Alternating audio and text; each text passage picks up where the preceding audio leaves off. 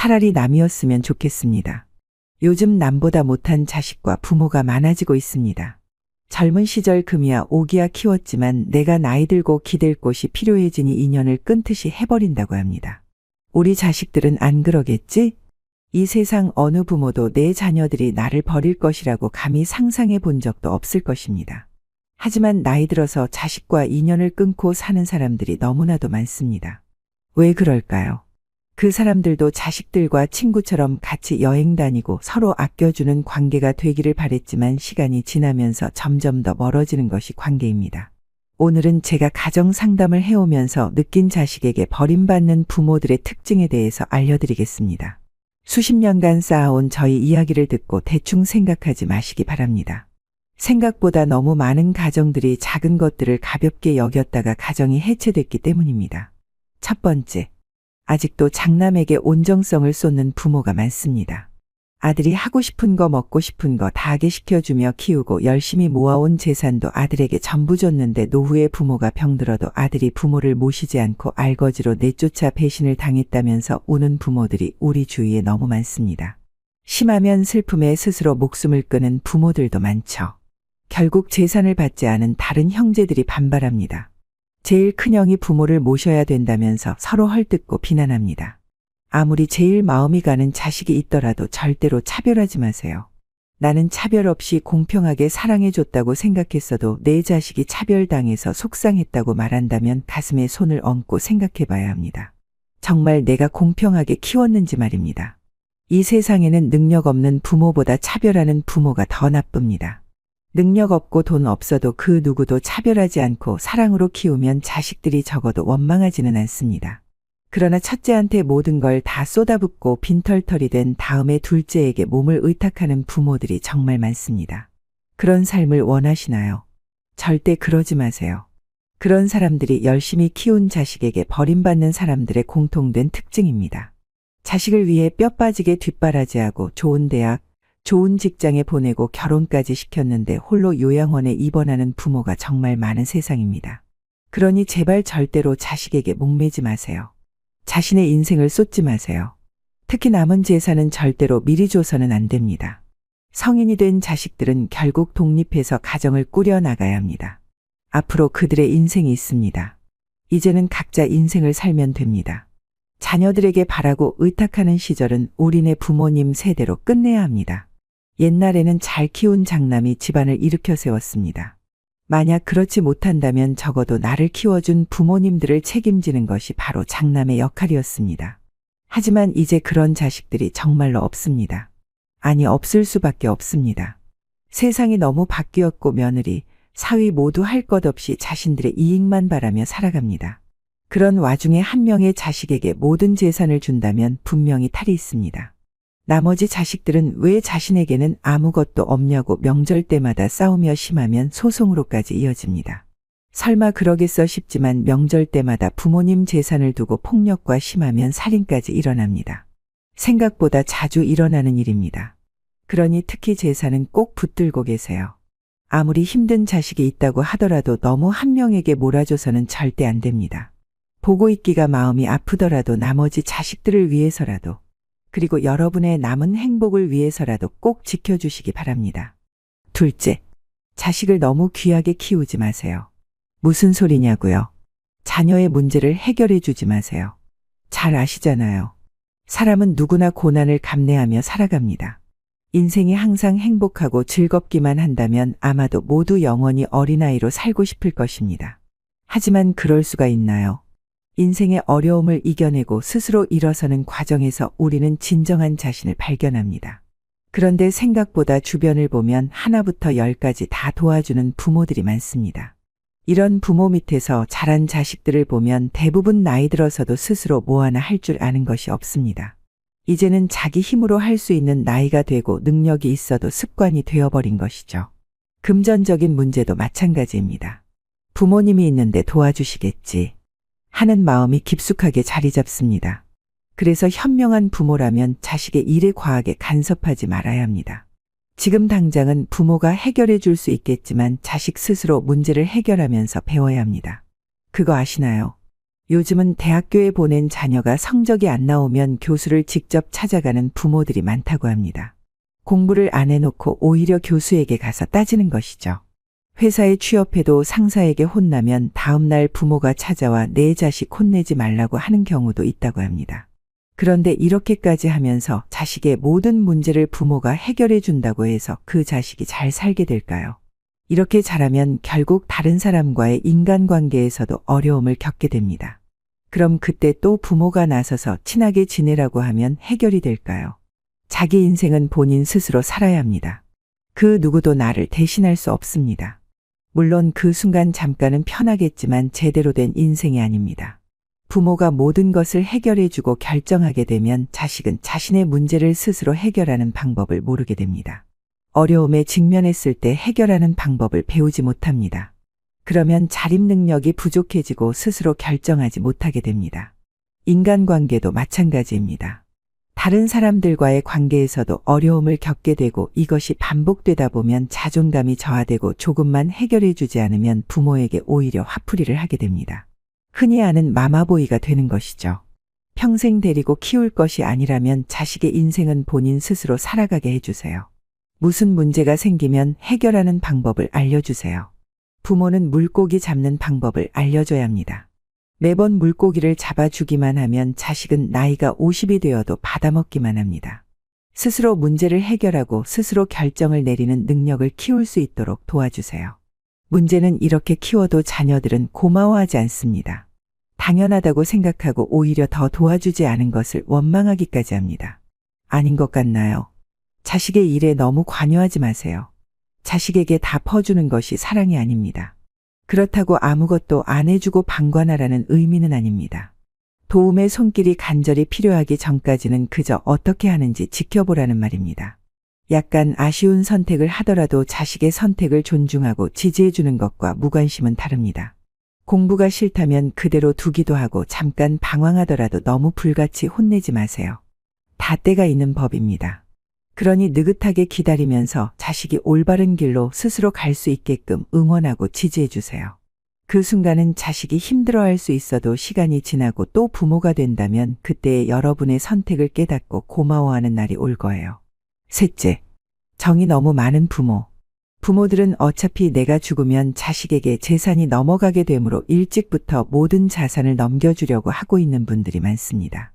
재산이 너무 많아서 상속세를 절감하는 차원에서 자녀에게 살아있을 때 재산의 일부 증여를 하는 것은 있을 수 있습니다. 그러나 재산이 많지 않은 경우는 다릅니다. 이때 자식에게 재산을 넘겨주는 것은 매우 위험한 행위입니다. 자식은 재산을 넘겨주면 길면 1년 정도는 고마워하지만 1년이 지나면 부모를 짐으로 여기게 되며 재산을 넘겨준 것에 대해 고마움을 망각하게 되기 때문입니다. 그러다가 자식이 부모가 준 재산을 잘못 관리하여 전 재산을 날리게 되는 경우가 심심치 않게 발생합니다. 이러한 경우 자식과 부모 모두 길거리에 나앉게 되기 때문에 말년을 비참하게 보내는 경우가 많습니다. 일찍 부모의 전 재산을 받은 자녀가 그 재산을 유지하고 지키는 것은 보통 어려운 것이 아닙니다. 부모에게 사기치는 자식은 세상에서 돈 버는 방법 중에 부모로부터 돈을 버는 것이 가장 쉽다는 것을 잘 알고 있기 때문입니다. 인간에게 누구나 돈이 필요한 것은 사실이지만 돈을 벌 수 있는 능력과 정신 자세가 갖춰져 있지 않은 것입니다. 자녀에게 그런 인생을 선물하고 또 자신까지 버림받지 않게 하기 위해서는 냉정해질 필요가 있습니다. 여러분과 소중한 자식들을 지키기 위해서라도 돈을 곳간에 두고 걸어 잠그는 것입니다. 그래야 자식들도 자신들의 역경을 스스로 헤쳐나가고 진취적인 삶을 살 수 있게 됩니다. 어쩌면 우리가 물려줘야 하는 것은 금전적인 재산이 아니라 이런 정신력이 아닐까요? 오늘 제 경험으로 알려드리는 인생의 지혜가 여러분의 삶을 조금씩 변화시키길 바라며 구독, 좋아요 한 번씩만 부탁드리겠습니다. 미리 감사드립니다. 옛말이 틀린 것 하나 없습니다. 조강지처를 버리면 어떻게 되는지 최태원 회장이 정확히 보여주고 있습니다. 어떻게 사람이 이렇게까지 할 수가 있을까요? 이미 가정은 되돌릴 수 없지만 이번 일을 통해 조강지처를 홀대하면 어떻게 되는지 세상 사람들이 제대로 인식했으면 좋겠습니다. 과연 어디서부터 잘못된 것일까요? 최태원 회장은 1988년 당시 대통령이었던 노태우의 딸 노소영님과 결혼하며 화제를 모았습니다. 대체로 재벌가라면 혼맥을 쌓기 위해 정략 결혼을 하기 마련인데요. 의외로 이 두 사람은 연애를 통해 결혼을 했습니다. 미국 유학 시절 시카고 대학교에서 박사 과정을 밟으며 사랑에 빠졌고 결혼 후에는 곧장 아이를 셋까지 낳았습니다. 재벌가에서 보기 드문 금슬 좋은 부부애를 과시했습니다. 이때 최태원 회장의 SK는 승승장구하면서 가정과 사업 모두 평온해 보였습니다. 그러나 최태원이 분식회계 횡령 등으로 옥중 생활을 반복하면서 행복했던 결혼 생활에도 조금씩 금이 가기 시작했습니다. 이 과정에서 두 사람의 불화설까지 제기되며 최태원 노소영의 실제 사이가 원수보다 못한다는 이야기가 나돌았습니다. 한간의 소문은 굴뚝 없이 연기 나지 않는다는 말처럼 아예 뜬구름 잡는 소리는 아니었겠지만 그럼에도 둘은 이혼만큼은 하지 않고 버텨왔습니다. 가정을 어떻게든 유지해왔죠. 하지만 2015년에 드디어 마침내 터질게 터지고 말았습니다. 최태원이 한 언론사에 자신의 결혼 생활을 둘러싼 변화들을 낱낱이 공개한 장문의 편지를 보낸 것인데요. 최태원 회장이 자신의 편지로 밝힌 바에 따르면 최태원은 당시 이미 내연녀 김희영과 동거 중이었고 노소영과는 성격 차이로 무려 10년째 별거를 하고 있으며 두 사람은 곧 이혼을 앞두고 있다고 했습니다. 여기서 더 충격적이었던 것은 이미 내연녀 김희영 씨와의 사이에서 낳은 혼외 자식이 존재하고 있고 이를 노소영 님도 알고 계셨다는 겁니다. 조강지처를 벌이는 것을 넘어서 가슴을 후벼 파버린 셈입니다. 우리나라 국민이라면 누구나 아는 것처럼 우리나라는 일부 다처제가 허용되지 않습니다. 물론 부부 사이에 문제가 생기면 이혼을 할 수도 있는 것이죠. 그런데 이 경우는 이혼을 하지도 않은 상태에서 이미 혼외자를 두고 있었기에 국민들의 큰 공분을 샀습니다. 그룹의 이미지 또한 훼손이 되어버렸죠. 아내와 무려 3명의 자식이 시퍼렇게 눈뜨고 있는 상황에서 대놓고 불륜을 저지르고 오히려 그 책임을 남에게 넘기는 모습은 정말로 세상의 모든 욕을 먹기에 충분했습니다. 이 와중에 정말 안타까운 것은 노소영은 이혼만큼은 해줄 수 없다며 강경하게 나왔습니다. 가정을 지키기 위해서라고 말이죠. 하지만 이미 사랑에 빠져버린 최태원 역시 강하게 나왔습니다. 가정으로 돌아가지 않은 채 이혼을 요구했고 그룹의 돈으로 내연녀를 지원하는 등 막장 행동까지 서슴지 않았습니다. 이 두 사람의 싸움은 기세등등한 최태원 회장의 승리로만 돌아갈 것처럼 보였습니다. 그래서인지 김희영은 최태원이 설립해준 재단의 이사장으로 공식 행사에 활동하며 최태원과 함께 나란히 등장하기도 했습니다. 마치 자신이 정식 부인이 된 것 마냥 말이죠. 이 모든 것을 지켜보던 노소영은 얼마나 가슴이 무너져 내렸을까요? 사람들은 이때까지만 해도 기세등등한 최태원 회장이 모든 것을 다 가져갈 것이라고 생각했습니다. 그래서인지 그의 장인 노태우 전 대통령이 사망했을 때도 사위로서 당연히 상주 역할을 해야 했지만 조용히 조문만 하고 돌아가 뻔뻔함의 극치를 보여줬습니다. 아버지의 상을 치르면서도 수없이 이혼과 관련되어서 자신의 이름이 언론에 오르락내리락 해오던 노소영은 결국 지쳤습니다. 2019년 12월 더 이상 이 관계에 희망이 없다며 이혼 맞소송을 진행했고 자신의 부친 덕분에 SK그룹이 성장할 수 있었다고 주장하며 최태원 회장의 재산 절반을 요구하고 나섰습니다.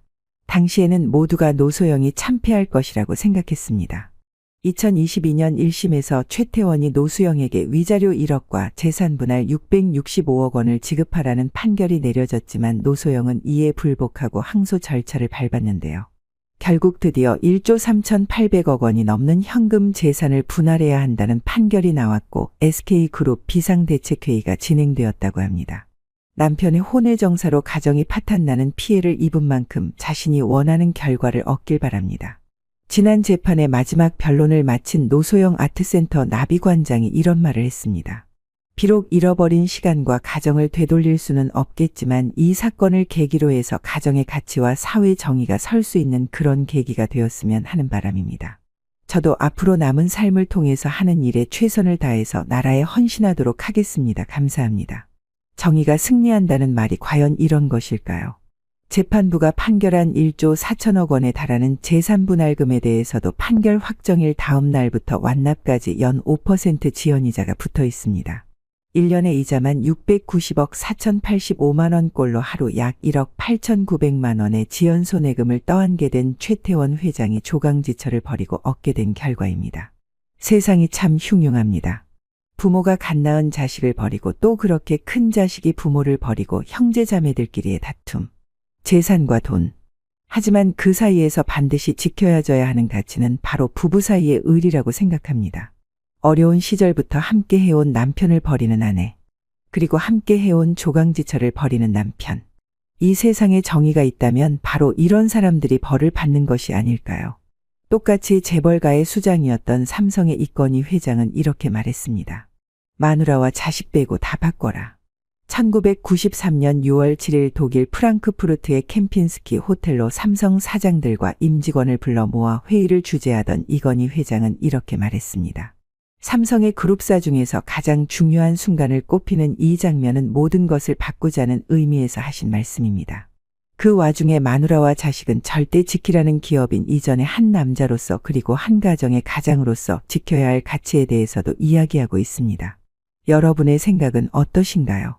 비수를 꽂은 최태원 회장이 잘못됐다고 생각하시는 분들은 댓글로 이 땅에 조강지처를 버린 모든 사람들에게 하고 싶은 말을 해주시기 바랍니다.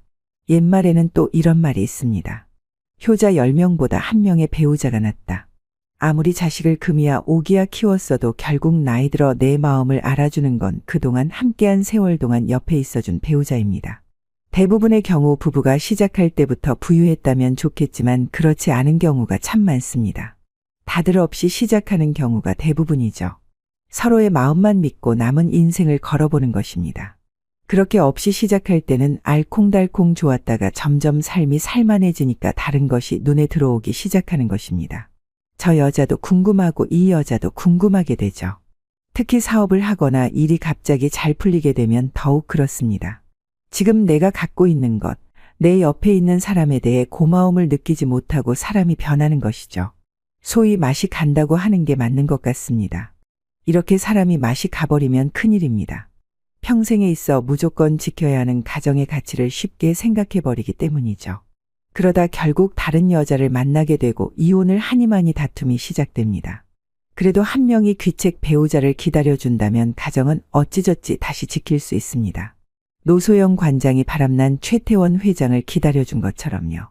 하지만 이렇게 이혼 소송을 하게 되고 끝없는 다툼의 늪으로 빠져버린 관계는 돌이킬 수 없습니다. 그래서 살면서 다툼은 피해야 하고 특히 배우자 간의 소송이라든지 큰 다툼은 무조건 피해야 합니다. 그래야 행복한 인생으로 남을 수 있기 때문이죠. 이런 일을 보면 이런 생각이 듭니다. 아무리 돈이 많으면 뭐 하겠습니까? 그 돈 많은 최태원 회장도 조강지처를 버린 벌 아닌 벌을 받고 있습니다. 이번 사건을 통해 가정의 가치가 세상에 각인되는 계기가 되었으면 좋겠습니다. 제 생각에 동의하시는 분들은 구독과 좋아요 부탁드리며 앞으로도 인생의 희노애락과 지혜를 담은 이야기를 들려드리겠습니다. 정말로 감사합니다.